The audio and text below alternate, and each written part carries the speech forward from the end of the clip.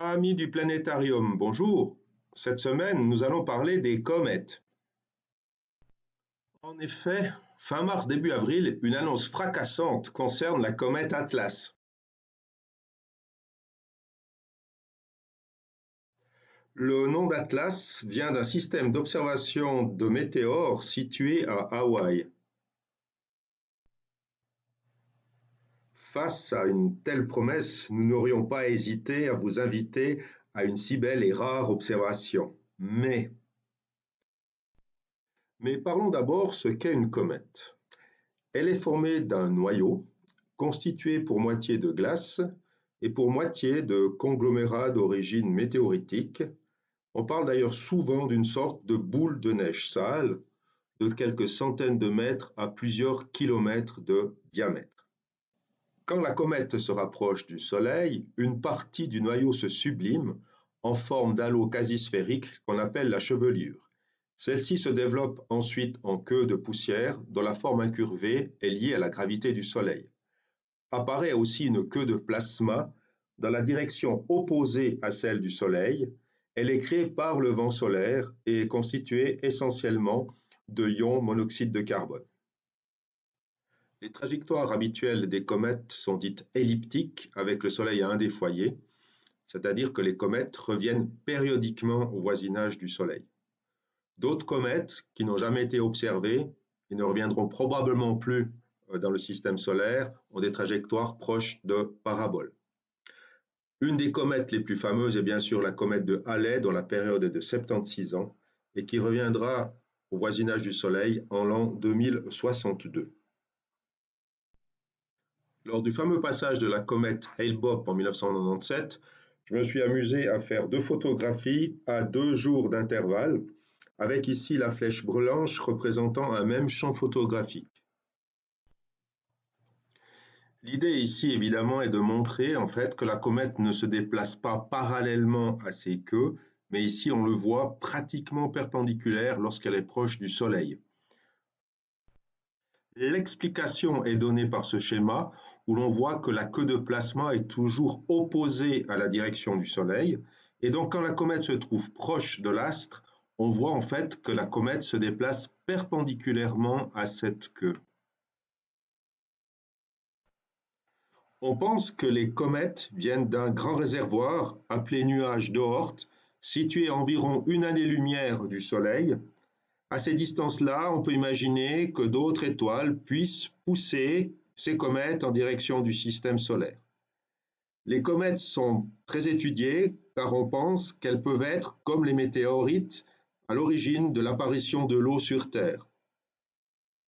Lorsque depuis la Terre nous observons des comètes, celles-ci sont très éloignées de nous, à plusieurs dizaines de millions de kilomètres. Dans ce sens, leur déplacement dans les constellations se fait très lentement. Ici, vous voyez le déplacement de la comète Virtanen du 14 au 25 décembre 2018, ce qui laisse habituellement la possibilité d'observer les comètes pendant plusieurs nuits. Dans ce sens, il ne faut pas confondre les comètes et les étoiles filantes. Celles-ci sont des météorites qui brûlent très rapidement lorsqu'elles arrivent dans notre atmosphère terrestre. Depuis une quarantaine d'années, nous n'avons pas pu observer beaucoup de comètes remarquables. En 1986, la comète Halley est relativement décevante. 10 ans plus tard, la comète Hyakutake passe assez proche de la Terre, ce qui donne un joli spectacle.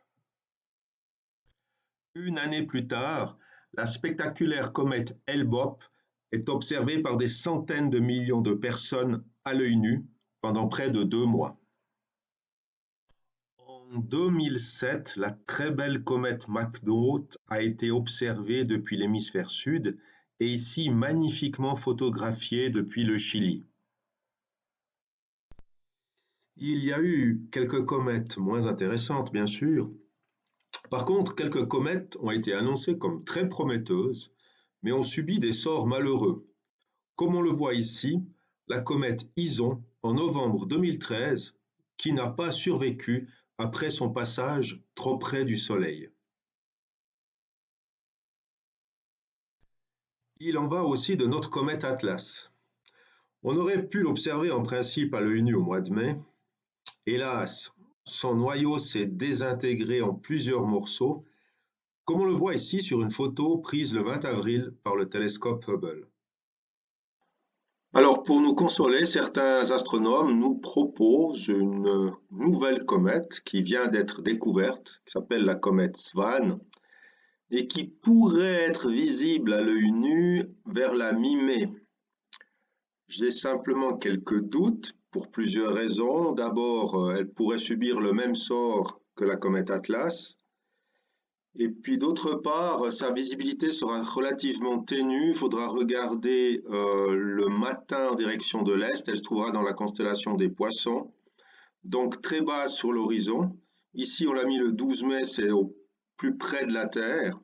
Malheureusement, la Lune sera trop forte, donc il faut plutôt se mettre quelques jours plus tard, vers le 15, 16 ou 17 mai, entre 4h40 et 5h du matin.